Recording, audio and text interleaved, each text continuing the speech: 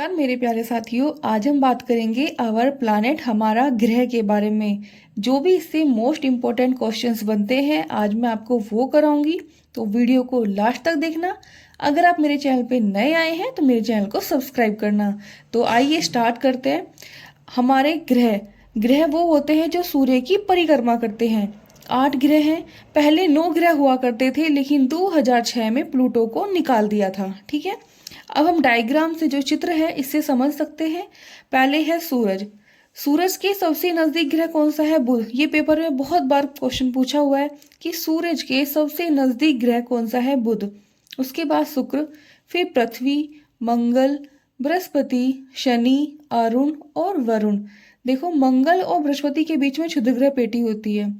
अगर हम आकार के हिसाब से देखें कि सबसे बड़ा ग्रह कौन सा है? बृहस्पति, फिर शनि, अरुण, वरुण, फिर पृथ्वी, शुक्र, मंगल और सबसे छोटा है बुध। ठीक है, अगर हम बुध ग्रह के बारे में बात करें तो सबसे छोटा ग्रह है। पेपर में आ जाता है कि सबसे छोटा ग्रह कौन सा है, तो बुध ग्रह है। सूर्य के सबसे नजदीक कौन सा ग्रह है? तो बुध ग्रह है। यहाँ पे दिन बहुत गर्म होते हैं और रात बहुत ठंडी होती है। ठीक है, फिर हम बात करते हैं शुक्र ग्रह के बारे में। पेपर में आ जाता है कि पृथ्वी की बहन किसे कहा जाता है, तो किसे कहा जाता है? शुक्र को कहा जाता है।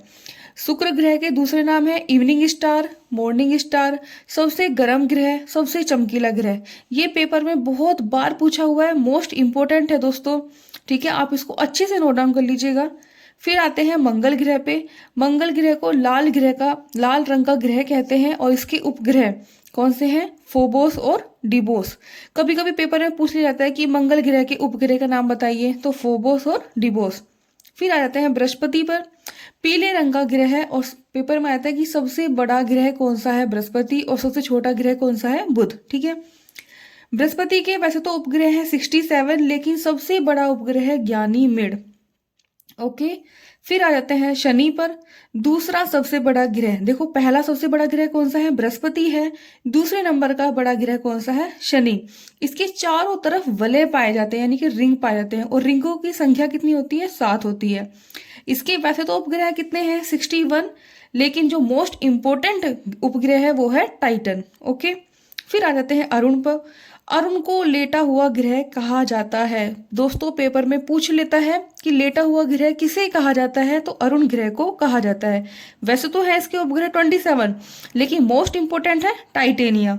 फिर हम बात करते हैं वरुण ग्रह के बारे में। वरुण है सूर्य से सबसे दूर। सूर्य से सबसे दूर कौन सा ग्रह है? वरुण। और सूर्य के सबसे नजदीक कौन सा है? बुध। ठीक है, सूर्य से सबसे दूर है। इसके उपग्रह है 14, लेकिन मोस्ट इंपोर्टेंट है ट्रिटन। अब आप एक बात देख लीजिए कि बृहस्पति और मंगल के बीच में क्या है? क्षुद्र ग्रह पेटी है। ये पेपर में पूछ लेता है कि क्षुद्र ग्रह पेटी किन 2 ग्रहों के बीच में है, तो आपका सही जवाब क्या होगा? मंगल और बृहस्पति।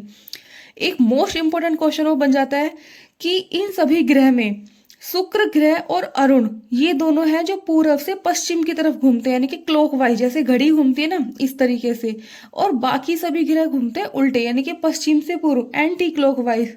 देखो, घड़ी ऐसे घूमती है और ये क्या, बाकी शुक्र और अरुण क्लॉकवाइज और बाकी सभी ग्रह एंटी क्लॉकवाइज। ठीक है, तो दोस्तों अगर आप इससे संबंधित अगर आपका कोई भी डाउट है तो आप मुझे कमेंट करके बता सकते हैं। बाकी अगर आपको मेरी वीडियो अच्छी लगी तो वीडियो को लाइक करना और मेरे चैनल को सब्सक्राइब करना। जय हिंद साथियों।